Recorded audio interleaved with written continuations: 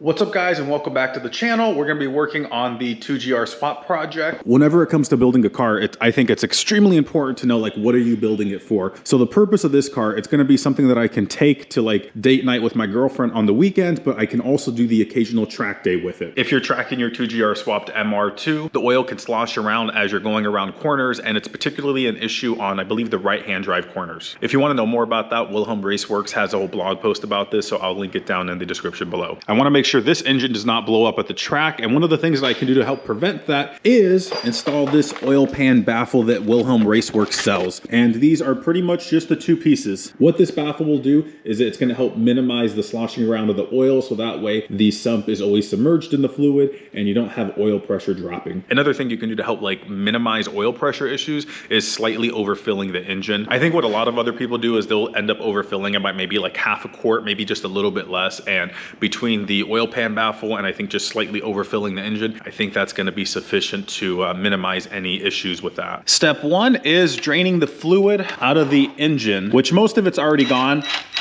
After the oil is all done draining, you can start removing the 10mm bolts that hold the oil pan in place. There's quite a few of them, and it's really common where the oil pan is still stuck to the engine.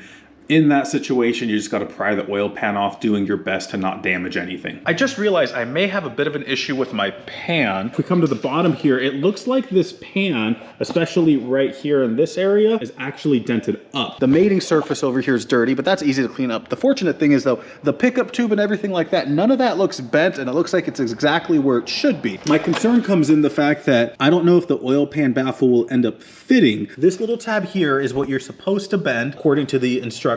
Gonna bend that back, and then I'm gonna try to put the baffle in here and then just kind of make a decision based off of that. Because if I can lightly massage the oil pan, I might do that, but also I could just always buy another one. These things are really cheap. You could pick them up for like 30 bucks brand new on Amazon. Here I am bending that little tab that I talked about. After that, I put the baffle in to test fit it, and unfortunately my concerns were confirmed. This is the area that you have to bend right in there. That's out of the way, and that's not creating an issue. The oil baffle does not sit flush on this side, and this is the side of the pan that's damaged. I looked online to see what it would cost to buy a new oil pan, and they're actually pretty cheap, so I just went ahead and ordered one. With a coupon, I was able to get a new one delivered to my house for about 25 bucks, so that's not bad. And again, I do think I could have maybe hammered this out, but to try to get everything back in line, I'm like, you know what? It's just gonna be easier to buy the new pan. So what I'll do in the meantime is two things. Number one, I will end up cleaning the mating surface here. And what I do for that is I literally just grab like a razor blade. I'm very careful to not nick the surface, but I use the razor blade to just scrape all of this gasket off. And then once I'm done with that, I end up getting a brake cleaner to clean the surface off, make sure it's nice and clean for when I apply the silicone. The second thing I'll do is actually just go ahead and attach this little piece. And if my understanding is correctly, this is a drain.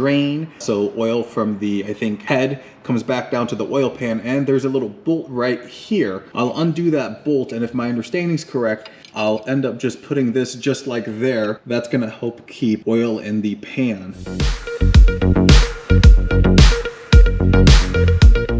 I realized that I put in the plate the wrong way, so I want to show you guys the correct way to do it. The way I initially installed it was I loosened this bolt, put the plate in, but the thing is I had the plate all the way on this side over here. I double checked the Wilhelm Raceworks website because he had some pictures, and this is the correct place to mount it, but this plate should not be over here. Instead, it should be rotated as far as you can this way. So this is the correct way to install this little plate here. That is all we got for today. Once I get the new oil pan, we'll pick this back up and continue the install of the baffle. I ended up receiving the baffle the next day. I immediately checked to make sure the baffle fits in the pan. The only modification I had to do was slightly bend a portion of the baffle. That can be due to slight variation in the manufacturing process, so not really a big deal. The opening of the baffle is a different shape than the oil pickup, so you have to angle it in when you're installing it. Here's a clip after I test fitted the part on the engine, and it fit without any issues. At this point, I decided to throw the silicone on. I ran a bead around the pan and a few places where the pan and baffle meet as the instructions call for. The last step was to put the pan on, then snug down the bolts. My torque wrench doesn't work for this application, so I used a 1/4 inch ratchet to avoid over torquing the bolts. And just like that, the baffle is installed on this engine. It's been about a day since that last clip. I used the Toyota OEM sealant that they recommend that you use, so So that should be fully cured by now, even though it is actually cold out here. In terms of next steps, I have the water neck coming from TCS Motorsport. And then I also have the block off kit for the OEM oil cooler. I'm not going to be able to run this just because of the exhaust setup that I'll be running. And then I should also have the alternator here in the next day or two. What that means is that in the next video, we're probably going to finish prepping this engine to drop into the car. After that, it's a simple matter of just swapping out the fuel pump. And then I think at that point, the engine can go in the car and we just have to wait for the wiring harness. My goal was to have this car up and running by January. I think if things go good, it could be potentially running